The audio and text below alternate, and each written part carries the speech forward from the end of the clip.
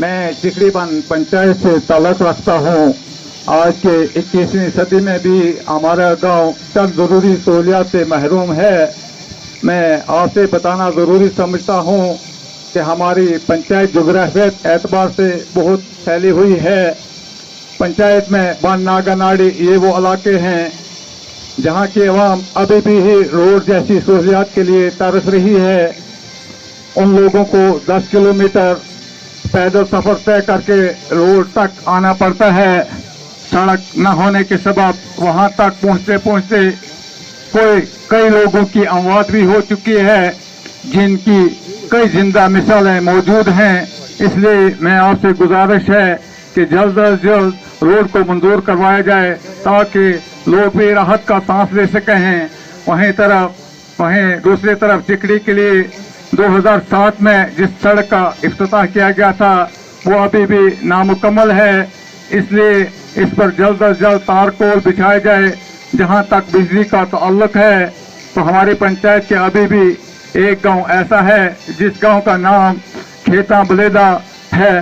बिजली तो ना पहुंची मगर बदकिस्मती से बिजली के बिल वहां पर पहुंच गए हैं। ये गांव गुप अंधेरे में जिंदगी बसर कर रहे हैं। मेरा एक सवाल है जनाब डीसी साहब से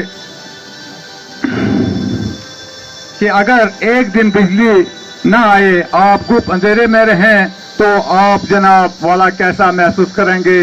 जो लोग मुल्क हिंदुस्तान की आज़ादी के 75 साल भी गुजरने के बाद भी गुप अंधेरे में रहते हैं, वो क्या महसूस करते हैं?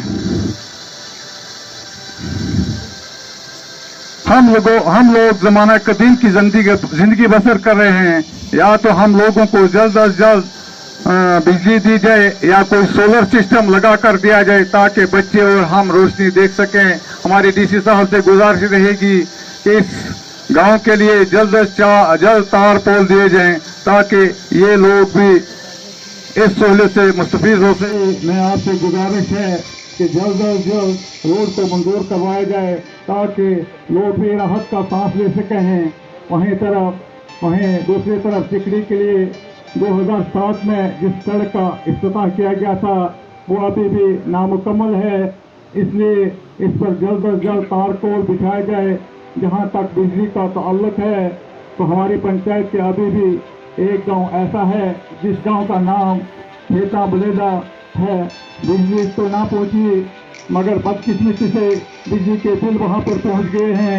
ये गांव गुप अंधेरे में जिंदगी बसर कर रहे हैं। मेरा एक सवाल है जनाब डीसी साहब से कि अगर एक दिन बिजली ना आए, आप गुप अंधेरे में रहें, तो आप जनाब वाला कैसा महसूस करेंगे? जो लोग मुल्क हिंदुस्तान की आज़ादी के 75 साल भी गुजरने के बाद भी गुप अंधेरे में रहते हैं, वो क्या महसूस करते हैं? हम लोग जमाना कदीम की जिंदगी बसर कर रहे हैं। या तो हम लोगों को जल्द अज जल्द बिजली दी जाए या कोई सोलर सिस्टम लगा कर दिया जाए ताकि बच्चे और हम रोशनी देख सकें।